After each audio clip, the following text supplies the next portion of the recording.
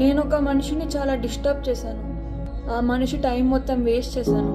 కానీ ఆ మనిషి మాత్రం ఎప్పుడు నాకు ఆ విషయం చెప్పలేదు. ఎందుకంటే ఆ మనిషి వ్యక్తిత్వం చాలా మంచిది.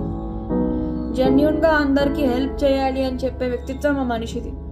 నాకు ఎప్పుడైతే ఆ మనిషి నా వల్ల చాలా డిస్టర్బ్ అవుతున్నారు అని తెలిసిందో నేను చాలా బాధపడ్డాను. అయ్యో, నా వల్ల ఇంత డిస్టర్బెన్స్ జరుగుతుందా ఈ పక్క మనిషికి, నేను ఇంతలాగా వీళ్ళు టైం వేస్ట్ చేస్తున్నానా అని చాలా బాధ వచ్చింది, దుఃఖం. కానీ మళ్ళీ ఇంకో విషయం ఆలోచించాను.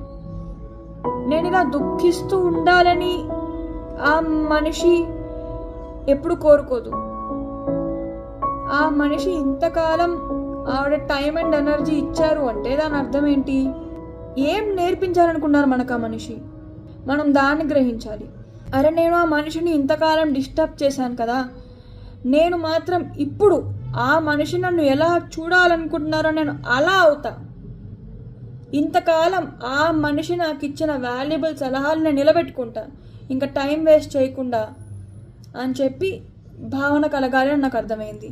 దుఃఖిస్తూ కూర్చోవడం చాలా ఈజీ, కానీ నిజంగా ఒకళ్ళు ఇచ్చిన సలహాని మనం ఇంప్లిమెంట్ చేసి మనం జీవితంలో ముందుకెళ్ళి మనల్ని మనం ఉద్ధరించుకొని మార్చుకోవడం అనేది చాలా కష్టం. అందుకే మీరు కూడా ఎప్పుడైనా ఇలాంటి ఫీలింగ్స్ గోత్రూ అయ్యారా? ఒకళ్ళు గోత్రూ అయితే ప్లీజ్ బాధపడకండి.